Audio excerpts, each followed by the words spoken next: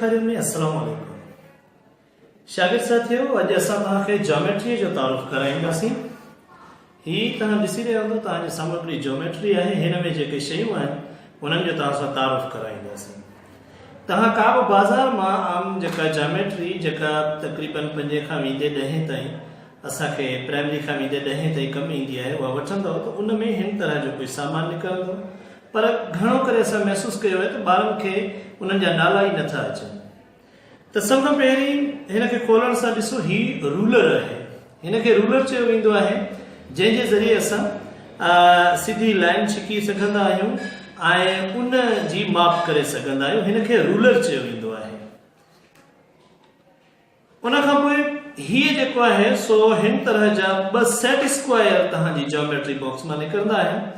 ही 2 set square जेके आहिनि 30, 45 ऐं 60 जी ऐं 90 जी कुंड जी माप जे लाइ कमु ईंदा आहिनि। जी हीअ जेको सेट स्क्वायर आहे, हिन में ही 90 जी कुंड आहे ऐं ही 45 जी ऐं ही बि 45 जी कुंड आहे।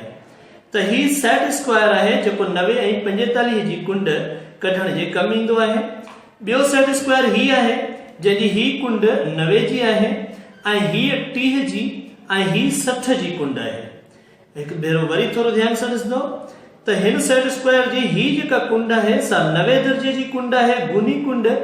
ही जेका कुंड आहे सा 60 जी कुंड आहे ऐं हीअ जेका कुंड आहे सा 30 दर्जनि जी कुंड आहे।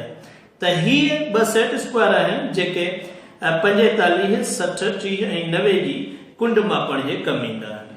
उन खां पोइ हीअ जेको आहे सो प्रोटेक्टर आहे, जेको डी जी शक्ल जहिड़ो थींदो आहे। ही प्रोटेक्टर आहे। ही 0 to 180 डिग्रीज़ हिन में लिखियल आहिनि। 0 to 180 डिग्रीज़ ॿिन्ही पासनि खां।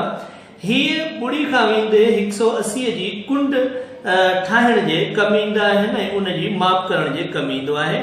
हिन खे प्रोटेक्टर चयो वेंदो आहे। शागिर्द साथियों, उन खां पोइ हीअ जेको आहे हिन खे सिंधीअ में वंडणी पलकार या जेको आहे सो हिन खे चयो वेंदो आहे पलकार, या अंग्रेज़ी में हिन खे कॉम्पास चयो वेंदो आहे। हिन में हीअ जेका पेंसिल आहे तव्हां सेट करे ऐं हिन नमूने सां उन खे जेको आहे सो तव्हां कंहिं बि क़िस्म जा गोल या कोस जेके आहिनि उहे ठाहे सघिबा आहिनि। ही तव्हां ॾिसी रहिया हूंदा, हीअ पलकार आहे। हिन खे अंग्रेज़ीअ में कॉम्पास चयो वेंदो आहे। ऐं ॿियो तव्हांखे ही त तव्हां शार्पनर ऐं ही इरेज़र आहे। अहिड़े नमूने सां हीअ जेका ज्योमेट्री आहे हिन जो नालो आहे यूक्लिडियन ज्योमेट्री।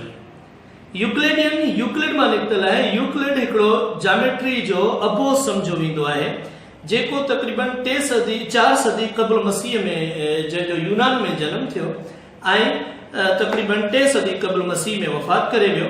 इहो मशहूर जेको फिलोसोफर आहे प्लाटून, उन जे शागिर्दनि मां हिकु हो। हिन खे यूक्लिडियन ज्योमेट्री चयो वेंदो आहे। मूंखे उमेद आहे साथियो त तव्हांखे ज्योमेट्रीअ जा जेके ही टूल्स आहिनि इन्हनि जा नाला यादि थी विया हूंदा। हिननि जा इस्तेमालु वरी वारे सां ईंदड़ वीडियोज़ में तव्हांखे ॿुधाईंदा।